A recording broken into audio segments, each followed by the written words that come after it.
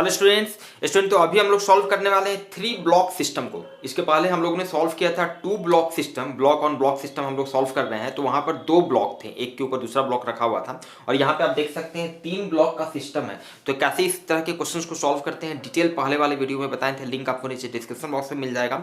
और अगेन यहाँ पर भी हम लोग इस क्वेश्चन को दोनों तरीके से सॉल्व करेंगे, जनरल मेथड से भी सॉल्व करेंगे और ट्रिक की सहायता से भी सॉल्व करेंगे। तो सबसे पहले हम लोग जनरल मेथड देखते हैं, one thing. Second thing student, NCERT की भी लॉज ऑफ मोशन के क्वेश्चंस को हम लोगों ने सॉल्व कर लिया है, तो उसके लिंक भी आपको नीचे डिस्क्रिप्शन बॉक्स में मिल जाएंगे। तो जो भी स्टूडेंट चैनल पर नए हैं चैनल को सब्सक्राइब कर लो और चलिए शुरू करते हैं अभी के क्लास को।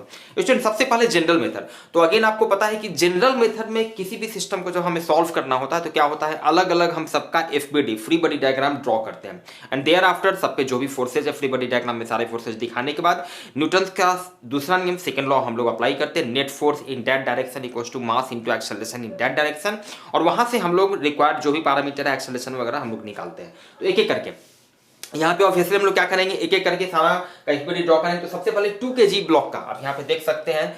तो 2 kg वाले ब्लॉक पर 10 न्यूटन का फोर्स एक यहाँ पर लगाया जा रहा है। तो कौन कौन सा फोर्स लग रहा है, एक 10 न्यूटन का फोर्स यहाँ पर लगेगा। क्लियर बात है। चलिए अब समझ सकते हैं आप कि जैसे ही अभी क्या है कि सिस्टम रेस्ट में, कोई फोर्स अगर इस पर नहीं लगाया जाए, जैसे ही 10 न्यूटन के फोर्स से इसको हम घिसना शुरू करेंगे, फोर्स लगाएंगे, तो क्या होगा, अब एक रिलेटिव मोशन शुरू हो गया। तो ये 3 kg वाला ब्लॉक का जो ऊपरी सरफेस है, ये 2 kg वाले ब्लॉक के नीचे वाले सरफेस पे अपोजिट डायरेक्शन में फोर्स लगा देगा, फ्रिक्शनल फोर्स। क्योंकि इसका टेंडेंसी होगा उधर जाने का, तो फ्रिक्शनल फोर्स अपोजिट डायरेक्शन में। फ्रिक्शनल फोर्स हमेशा रिलेटिव मोशन को अपोज करता है, मोशन को अपोज नहीं करता, रिलेटिव मोशन को अपोज करता है। तो फ्रिक्शनल फोर्स इस डायरेक्शन में लगेगा। यहाँ पे हम दिखाए हैं फ्रिक्शनल फोर्स, मान लिया ये फ्रिक्शनल फोर्स है F1। क्लियर बात है। चलिए और इस पे कौन कौन सा फोर्स लगेगा, इसका जो वेट होगा mg, 2 kg है तो 2g इसका वेट हो गया। क्लियर है। और ये 3 kg का सरफेस है, ये जो रेड वाला आप देख रहे हैं 3 kg का सरफेस है, ऊपरी सरफेस है। तो ये 3 kg का सरफेस, इस पर एक नॉर्मल रिएक्शन फोर्स R1 लगा रहा है, बस इस पे टोटल इतना फोर्स लगेगा। चलिए अब आप समझ सकते हैं चूंकि इस डायरेक्शन में इसका कोई मोशन नहीं है, so according to Newton first law, चूंकि एक्सेलरेशन 0 है, नेट फोर्स दोनों बैलेंस होगा। R1 equals to 2g mg, 2g 20 newton. Reaction force का वैल्यू हो गया 20 न्यूटन। तो फ्रिक्शनल फोर्स का वैल्यू क्या हो जाएगा, μ1 n1। ये इसका जो फ्रिक्शन, ये कोएफिशिएंट ऑफ फ्रिक्शन है, दिस इज μ1, वैल्यू आपको दिया हुआ है, दिस इज 0.2। क्लियर है। तो 0.2 इंटू रिएक्शन फोर्स का वैल्यू 24 न्यूटन। फ्रिक्शनल फोर्स का वैल्यू निकल गया 4 न्यूटन। तो आप समझ सकते हैं भाई बहुत ही आसान हो गया, 10 न्यूटन का इधर फोर्स लग रहा है, 4 न्यूटन का इधर फोर्स लग रहा है, मास पता है 2 kg, एक्सेलरेशन निकल जाएगा from Newton second law, 10 minus F1, net force हो गया 10 minus F1, 10 minus 4 equals to 2m1। यहाँ से एक्सेलरेशन आपका निकल गया 3 मीटर पर सेकेंड स्क्वायर। क्लियर है। चलिए अब हम लोग एफबीडी ड्रॉ करते हैं 3 kg का। तो 3 kg का आप देख सकते हैं भाई, इस पे कौन कौन सा फोर्स लगेगा, एक एक करके। चलिए इस वाला, ये वाला देख लेते हैं पहले, वर्टिकल वाला। तो वर्टिकल में आप समझ रहे हैं, ये 3 kg का सरफेस, इस पे R1 लगाया था, तो ये 2 kg वाला भी तो इसके सरफेस पे R1 लगाएगा according to Newton third law. चलिए ठीक है। दूसरा, ये 3 kg वाला जो ब्लॉक है, ये सरफेस ब्लू वाला हम दिखा रहे हैं, किसका सरफेस है, 7 kg वाला ब्लॉक का ऊपरी सरफेस है। तो ये 7 kg वाला सरफेस, इस पे एक रिएक्शन फोर्स लगाएगा जिसको हम R2 दिखा रहे हैं। और 3 kg का अपना जो वेट होगा, जो कि अर्थ इस पे लगा रहा होगा, इसका force of gravity, this is mg 3g हो गया। चलिए ठीक है। अब ये 2 kg वाला, ये 3 kg वाला ब्लॉक जो है, 2 kg वाले ब्लॉक पे ही फ्रिक्शनल फोर्स लगाया था ना इस डायरेक्शन में, तो 2 kg वाला भी तो 3 kg पर लगाएगा according to Newton third law. F1 force, same value का फोर्स इस डायरेक्शन में, तो F1 फोर्स जिसका वैल्यू हम लोग निकाल चुके हैं 4 न्यूटन, 4 न्यूटन का वैल्यू, इतना फोर्स लगाएगा। क्लियर है। और कोई फोर्स इस पे लगेगा, बिल्कुल लगेगा, क्योंकि 3 kg का जो ब्लॉक है, ये 7 kg का ब्लॉक, दोनों के बीच में फ्रिक्शन है, कोएफिशिएंट ऑफ फ्रिक्शन 0.3। इसका मतलब ध्यान दीजिएगा, इस फोर्स का डायरेक्शन समझिएगा। जैसे ही आपने इसको इधर खींचना शुरू किया, तो 3 kg वाला ब्लॉक जो है इस पर इधर फोर्स लगाया, और 2 kg वाला ब्लॉक जो है 3 kg वाले पर इधर फोर्स लगा दिया। तो अब 3 kg वाला ब्लॉक का टेंडेंसी इधर आने का हुआ। जैसे ही 3 kg वाला ब्लॉक का टेंडेंसी इधर आने का होगा, तो 7 kg वाला ब्लॉक जो है, ये इसके सरफेस पर इस डायरेक्शन में फोर्स लगा देगा, फ्रिक्शनल फोर्स, जिसको हम F2 लिख रहे हैं। क्लियर है। तो यहां पे आप देख सकते हैं सारा फोर्सेज हो गया है। चलिए ठीक है। अब एक एक करके, F1 का वैल्यू तो पता है 4 न्यूटन हम लोग पहले निकाल चुके हैं। F2 का वैल्यू के लिए हम लोग क्या पहले कैसे सोचेंगे भाई, इसका एक्सेलरेशन निकालना है, तो नेट फोर्स हॉरिजॉन्टल डायरेक्शन में हमको पता होना चाहिए। नेट फोर्स पता हो जाएगा तो मास पता है 3 kg, एक्सेलरेशन निकल जाएगा। नेट फोर्स के लिए हमको F1 का वैल्यू पता है, तो F2 का वैल्यू हमको निकालना पड़ेगा, सिंपल बात है। F2 का वैल्यू के लिए F2 का वैल्यू क्या होगा, μ2 इंटू R2, जो नॉर्मल रिएक्शन फोर्स होगा 3 kg और 7 kg के बीच का जो नॉर्मल रिएक्शन फोर्स होगा उसका वैल्यू चाहिए, क्योंकि म्यू2 का वैल्यू पता है। तो ये नॉर्मल रिएक्शन फोर्स, इसी को हम R2 दिखाएं। क्लियर बात है। अब ये R2 आप समझ सकते हैं, R2 क्या होगा, R1 प्लस 3G होगा, नेट फोर्स बैलेंस करेगा according to Newton first law. R1 का वैल्यू यहाँ पे 20 न्यूटन हम लोग निकाल चुके थे, R1 का वैल्यू 20 न्यूटन, आप समझ रहे हैं, this is 20 plus 30, this is 50 Newton हो गया। तो F2 जो फ्रिक्शनल फोर्स हो गया, इसका वैल्यू यहाँ पे निकल गया μ2 इंटू R2 से, μ2 का value 0.3, this is 15 Newton, 15 Newton. थोड़ा सा समझिएगा कि एक्चुअली स्टूडेंट ये जो हम लोग फ्रिक्शनल फोर्स का वैल्यू निकालते हैं, ये क्या होता है, मैक्सिमम होता है, फ्रिक्शनल फोर्स का मैक्सिमम वैल्यू होता है, लिमिटिंग फ्रिक्शन होता है, ठीक है। तो ये मैक्सिमम वैल्यू है, जैसे ही इस पर अब क्या हुआ, इस पर 10 न्यूटन का फोर्स लगाए, अल्टीमेटली सिचुएशन क्या है कि 3 kg का जो ब्लॉक है, इस पर इस डायरेक्शन में 4 न्यूटन का फोर्स लगने लगा, 4 न्यूटन का फोर्स लगने लगा। अब ये जो 7 kg वाला ब्लॉक जो इसको अपोज करेगा, जो इस पर फोर्स जो हम निकाले हैं फ्रिक्शनल फोर्स, ये मैक्सिमम है, 7 kg वाला मैक्सिमम इस पे 15 न्यूटन लगाएगा, लेकिन जरूरत ही नहीं है 15 न्यूटन लगाने का, जरूरत नहीं, तो 15 न्यूटन मैक्सिमम लगा सकता है ना।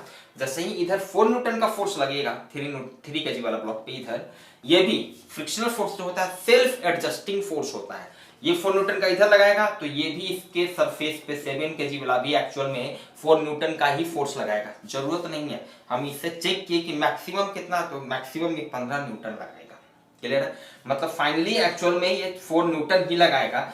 यहाँ पे ये कहने का मतलब स्टूडेंट हुआ कि 3 kg वाला ब्लॉक जो है अब ये मूव नहीं करेगा, 3 kg का ब्लॉक जो है मूव नहीं करेगा। अगर ये मैक्सिमम फ्रिक्शनल फोर्स का वैल्यू 4 न्यूटन से कम आता है तब वो मूव करने लगता है, लेकिन ये तो मैक्सिमम 7 kg वाला इस पर 15 न्यूटन लगा सकता है मैक्सिमम, लेकिन जरूरत ही नहीं है 4 kg, तो 4 न्यूटन इधर लग रहा है, 4 न्यूटन में ये रुका हुआ रहेगा, 4 न्यूटन तो लगाएगा, ठीक है। तो कहने का मतलब है कि यहाँ पे इस चीज को समझना होगा कि 3 kg और 7 kg ब्लॉक के बीच में कोई रिलेटिव मोशन नहीं होगा, क्लियर है, कुछ इस तरह का बात लिखे होंगे। तो 3 kg block will not move with respect to 7 kg block and that, इसका मतलब क्या हुआ, दोनों ब्लॉक एक साथ मूव करेगा, that is both block will move together with same acceleration and it will be. अब ध्यान दीजिएगा, अब दोनों ब्लॉक जो है, इससे इतना तो हम समझ गए कि ये दोनों ब्लॉक जो है एक साथ मूव करेगा, एक साथ मूव करेगा भाई। तो फाइनली इस पूरे सिस्टम पे जिसका मास हो गया 7 + 3 kg, अब एक साथ मूव कर रहा है, तो सिचुएशन बहुत सिंपल हो गया है। टोटल मास इसका है 10 kg का, कि ये ब्लॉक है जिस पे फाइनली एक ही फोर्स लग रहा है, F1 नेट फोर्स F1 सिर्फ एक डायरेक्शन में लग रहा है। तो इसका कॉमन एक्सेलरेशन क्या हो जाएगा, F1 बाई इसका टोटल मास 3 + 7 4/10, F1 का वैल्यू 4 न्यूटन था, F1 4 newton, 4/10 this is 0.4 metre per second square. मतलब A2 का भी आंसर हो जाएगा 0.4 मीटर पर सेकंड स्क्वायर, और A3 का भी, इसका भी एक्सेलरेशन हो जाएगा 0.4 metre per second square, clear है। आई होप कि कोई कंफ्यूजन नहीं होना चाहिए। मे भी कुछ स्टूडेंट को कंफ्यूजन हो सकता है कि अगेन यहाँ पे 15 न्यूटन, थोड़ा सा अगेन बेसिक एग्जांपल जो कि पहले भी एक दो बार बता चुके हैं भाई, कि आप किसी ब्लॉक पे 1 न्यूटन का फोर्स लगाते हैं, मान लिया वो नहीं स्लिप किया, कोई जरूरी है आपने फोर्स लगाया वो चलना शुरू कर दिया, नहीं, इसका ये मतलब नहीं कि फ्रिक्शनल फोर्स नहीं लगा, फ्रिक्शनल फोर्स लगा, फ्रिक्शनल फोर्स इधर 1 न्यूटन का लगा, आपने 2 न्यूटन का फोर्स लगाया, अभी भी नहीं चल रहा है, इसका मतलब frictional force self adjusting force है। अब फ्रिक्शनल फोर्स का वैल्यू अपने आप वो भी बढ़ा लिया, 2 न्यूटन हो गया, ठीक है। अब ये 3 न्यूटन का हम लगाए, 3 न्यूटन का बढ़ाए तो ये चलना शुरू हो गया। मतलब मैक्सिमम कहने का मतलब है कि इसमें 2 3 से जस्ट एकदम कम वाला मैक्सिमम इतना फ्रिक्शनल फोर्स लगा सकता था। तो यहाँ पे हम यही कहना चाह रहे हैं, सेल्फ एडजस्टिंग फोर्स होता है, क्लियर है स्टूडेंट। तो हम लोग देखने वाले हैं कि इस तरह के क्वेश्चंस को कैसे हम लोग ट्रिक की सहायता से सॉल्व करते हैं। और अगेन जैसा कि हम लोगों ने पहले वाले 2 ब्लॉक वाले सिस्टम में किया था, तो कंसेप्ट वही रहेगा। सबसे पहले आपको क्या निकालना है, कॉमन एक्सेलरेशन। जितने भी ब्लॉक है उसको एक ब्लॉक मान लेना है, टोटल मास आपको ऐड करके निकाल लेना है, कॉमन एक्सेलरेशन निकालना है। कॉमन एक्सेलरेशन के लिए net force divided by total जो मास होगा। देयर आफ्टर आप स्क्रीन पे देख रहे हैं, डिटेल आपका लिखा हुआ है स्टेप वाइज। सेकेंड स्टेप में इसके बाद क्या करना है स्टूडेंट, की जिस ब्लॉक पे डायरेक्टली फोर्स नहीं लगाया जाता है उसका मैक्सिमम पॉसिबल एक्सेलरेशन हम लोग निकालते हैं, और उसके बाद हम लोग कंपैरिजन करते हैं, जो कॉमन एक्सेलरेशन निकाल रहे हैं और जो मैक्सिमम पॉसिबल एक्सेलरेशन दूसरे वाले ब्लॉक का निकाले हैं, दोनों का कंपैरिजन करते हैं। अगर मैक्सिमम पॉसिबल एक्सेलरेशन का वैल्यू अगर कम आता है कॉमन वाले ब्लॉक से, इसका मतलब है कि दोनों इंडिपेंडेंटली मूव करेगा, अदरवाइज एक साथ मूव करेगा। तो अभी फिर से इस एग्जांपल में देखते हैं कि कैसे वो कंसेप्ट हम लोग यूज कर रहे हैं यहाँ पे। तो सबसे पहले स्टूडेंट आप समझ सकते हैं यहाँ पर जो सिचुएशन है, ये 3 ब्लॉक है, 10 न्यूटन का फोर्स लगाया जा रहा है। तो जो हमारा पहला जो प्रोसेस होगा, पहला जो स्टेप होगा कि हम ये तीनों को एक ब्लॉक मानेंगे। तो एक ब्लॉक मानेंगे तो इसका टोटल मास कितना हो जाएगा, 2 + 3 + 7 kg, 12 kg हो जाएगा, ठीक है। और इस टोटल ब्लॉक पे अब यहाँ पे एक ब्लॉक रखा हुआ है, इस फ्लोर पे रखा हुआ है जो कि स्मूथ सरफेस है, म्यू 0 है, स्मूथ सरफेस है, कोई फ्रिक्शन नहीं है, तो भाई इस पूरे ब्लॉक पे जो कि एक ब्लॉक है 12 केजी का, इस पे एक ही फोर्स लगेगा, 10 न्यूटन का फोर्स लगेगा। तो इसका कॉमन एक्सेलरेशन क्या होगा? कॉमन एक्सेलरेशन यहां से आप देखना शुरू कीजिएगा। कॉमन एक्सेलरेशन आपका हो जाएगा नेट फोर्स 10 न्यूटन का जो हो गया divided by total mass, this will become approximately 0.8 metre per second square. ये कॉमन एक्सेलरेशन निकल गया। स्टूडेंट अब क्या करेंगे, यहां पर ध्यान दीजिएगा।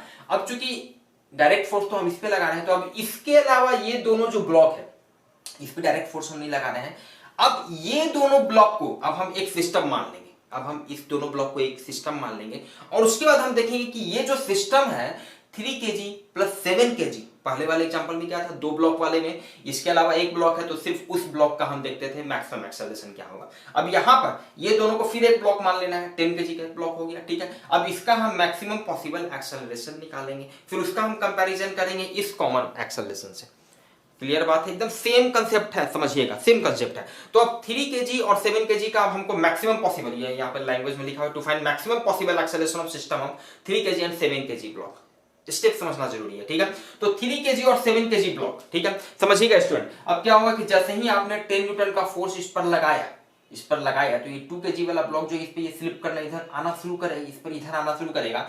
तो ये 3 kg वाला ब्लॉक जो है इसका ऊपरी सरफेस जो रेड वाला है, ये 2 kg वाला ब्लॉक का जो नीचे वाला जो सरफेस है इस पर इस डायरेक्शन अपोजिट डायरेक्शन में फ्रिक्शन फोर्स लगाएगा, अपोजिट डायरेक्शन में। और in turn according to Newton's third law 2 kg वाला ब्लॉक जो है 3 kg वाले ब्लॉक पर इस डायरेक्शन में फ्रिक्शनल फोर्स लगाएगा, जो कि हम यहाँ पे दिखाया। क्लियर है? चलिए अब इस फ्रिक्शनल फोर्स का ऑब्वियसली क्या करेंगे, general step, general process, frictional force का मैक्सिमम वैल्यू निकालेंगे और इस मैक्सिमम वैल्यू में हम टोटल 10 kg से डिवाइड करेंगे, तो मेरा मैक्सिमम पॉसिबल एक्सेलरेशन इसका निकल जाएगा इस सिस्टम का, ठीक है। तो इस फ्रिक्शनल फोर्स का मैक्सिमम पॉसिबल वैल्यू निकालने के लिए क्या होगा भाई, मैक्सिमम पॉसिबल फ्रिक्शन फोर्स का फॉर्मूला ही होता है mu into normal reaction force, ठीक है।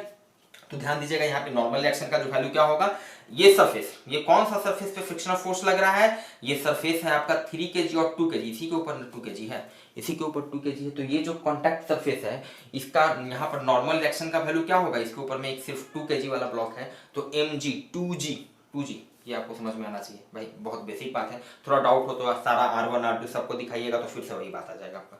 क्लियर है हम क्या कर रहे हैं, जनरल मेथड में आप देख सकते हैं, जस्ट इसके पहले वाले में तो हट गए यहाँ से। चलिए ठीक है, तो 2g ये आपका नॉर्मल रिएक्शन फोर्स निकल गया। तो भाई फ्रिक्शनल फोर्स का वैल्यू क्या हो जाएगा, कोएफिशिएंट ऑफ फ्रिक्शन का वैल्यू 0.2 है μ1, तो μ1 इंटू नॉर्मल रिएक्शन का जो वैल्यू हो गया 0.2 into 20 Newton, this becomes frictional force का वैल्यू आ गया 4 न्यूटन। क्लियर है स्टूडेंट, फ्रिक्शनल फोर्स का जो वैल्यू 4 न्यूटन आ गया, जो कि मैक्सिमम पॉसिबल वैल्यू है फ्रिक्शनल फोर्स का। तो अब अगर इस फोर्स का हम यूज करेंगे एक्सेलरेशन निकालने के लिए, तो ऑब्वियसली हम लोगों को मैक्सिमम पॉसिबल वैल्यू निकलेगा एक्सेलरेशन का, क्योंकि मास तो कांस्टेंट है।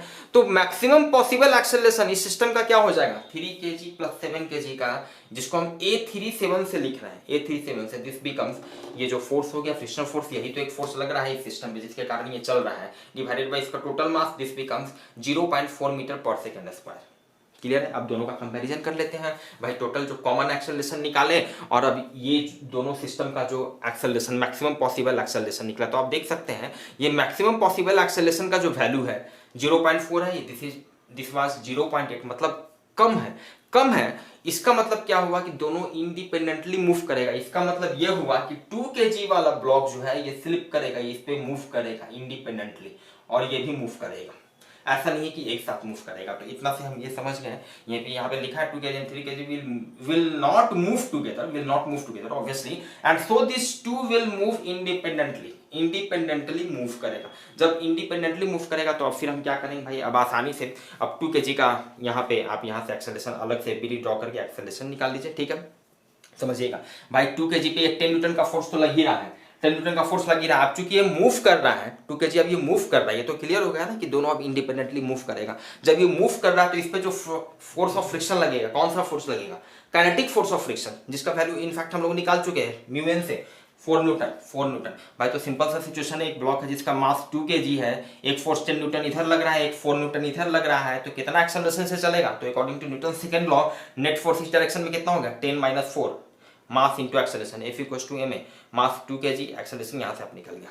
This your final answer, acceleration आपका निकल गया 2 kg वाले ब्लॉक का 3 मीटर पर सेकंड स्क्वायर, इसका एक्सेलरेशन निकल चुका है। स्टूडेंट आप समझिएगा, अब हम लोगों को क्या करना होगा, अब हम लोगों को निकालना है, क्या निकालना है, ये दोनों का एक्सेलरेशन बच गया। चलिए ये दोनों का एक्सेलरेशन बच गया, तो अगेन हम लोग क्या करते हैं स्टूडेंट, फिर से जो कॉमन हमारा बेसिक जो कंसेप्ट है कि हम पहले कॉमन एक्सेलरेशन निकालते हैं जो सिस्टम मेरे पास दिया हुआ है, उसके बाद जिस पर डायरेक्ट फोर्स नहीं लग रहा होता है उसका हम मैक्सिमम पॉसिबल एक्सेलरेशन निकालते हैं। तो समझिएगा A1 इसका एक्सेलरेशन हम लोग निकाल चुके हैं, इसका एक्सेलरेशन निकाल चुके हैं, this was 3 metre per second square. अब ये दोनों का एक्सेलरेशन निकालना है, तो इसका हम एक कॉमन एक्सेलरेशन निकाल लेंगे, जो कि जरूरत नहीं है, हम लोग निकाल चुके हैं। सेम कंसेप्ट है, कंसेप्ट वही है। फिजिक्स में ध्यान दीजिएगा, कंसेप्ट तो बस 1-2 लाइन का होता है, अब उसका एप्लीकेशन को क्लियर करना होता है, ठीक है।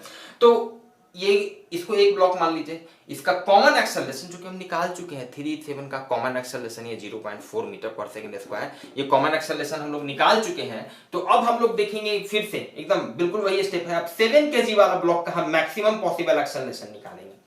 क्लियर है, 7 kg वाले ब्लॉक का मैक्सिमम पॉसिबल एक्सेलरेशन। तो भाई ध्यान दीजिएगा, 7 kg वाला ब्लॉक तो ऑब्वियसली मूव करेगा only due to frictional force, क्योंकि भाई ये तो जिस सरफेस पे रखा है ये तो फ्रिक्शनलेस सरफेस है, म्यू 0 है, तो इस पर सिर्फ और सिर्फ एक फ्रिक्शनल फोर्स ही लग सकता है जिसके कारण ये मूव करेगा। और इस पर फ्रिक्शनल फोर्स किस तरह से लगेगा, ये इस डायरेक्शन में कैसे होगा, दिस शुड बी क्लियर। समझिएगा भाई, 10 न्यूटन का फोर्स आपने इस पर लगाया हो तो 3 kg वाला ब्लॉक 2 kg वाला ब्लॉक पे इधर लगा दिया, नतीजा न्यूटन थर्ड लॉ 2 kg वाला 3 kg पे इधर लगाया, 2 kg वाला 3 kg पे इधर फोर्स लगाया। इसको कहीं दिखाया है क्या, ये दिखाया, देखिए ये इधर फोर्स लगाया भाई। तो अब क्या होगा, ये 3 kg वाला ब्लॉक का इधर टेंडेंसी हो जाएगा इधर मूव करने, जैसे ही इधर इसका टेंडेंसी होगा तो 7 kg वाला ब्लॉक, चूंकि ये भी फ्रिक्शनल, दोनों फ्रिक्शनल सरफेस है, तो 7 kg वाला 3 kg वाला पे अपोजिट डायरेक्शन में, इस डायरेक्शन में फोर्स लगाएगा, नतीजा according to Newton third law 3 kg वाला 7 kg वाले पे इस डायरेक्शन में फोर्स लगाएगा। डाउट है तो फिर से भाई वीडियो का जमाना है, आप फिर से बैक कीजिए, मेरे बात को फिर से सुनिए, ठीक है। तो इस तरह से 7 kg वाले ब्लॉक पे फ्रिक्शनल फोर्स का डायरेक्शन ये होगा, क्लियर बात, और इसी फोर्स के कारण ये मूव करेगा। तो मैक्सिमम पॉसिबल एक्सेलरेशन निकालना है, तो again basic concept, maximum possible आप फ्रिक्शन फोर्स का वैल्यू निकाल लीजिए म्यू से, F इक्वल्स टू म्यू से, इसके मास 7 kg से डिवाइड कीजिए, इसका मैक्सिमम पॉसिबल एक्सेलरेशन निकल जाएगा। उसका कंपैरिजन करेंगे उस वैल्यू को, कॉमन एक्सेलरेशन जो 3 और 7 का था 0.4, उससे कंपैरिजन करेंगे, क्लियर है। तो इसका मैक्सिमम पॉसिबल एक्सेलरेशन के लिए मैक्सिमम फ्रिक्शनल फोर्स का मैक्सिमम वैल्यू हम लोग निकाल लेते हैं। ये सरफेस के बीच का जो फ्रिक्शन कोएफिशिएंट दिया हुआ दिस इज μ2, ध्यान दीजिएगा फिर से। अब यहां पर जो नॉर्मल रिएक्शन का जो वैल्यू होगा, तो भाई 7 kg के ऊपर क्या है, कौन कौन सा ब्लॉक है, 3 kg और 2 kg, तो इसका जो वेट होगा वही नॉर्मल रिएक्शन का वैल्यू हो जाएगा, मतलब आरडीएस का वैल्यू हो जाएगा 2 kg, 2 + 3 × g mg, तो टोटल मास होगा 3 + 2 × g, क्लियर है।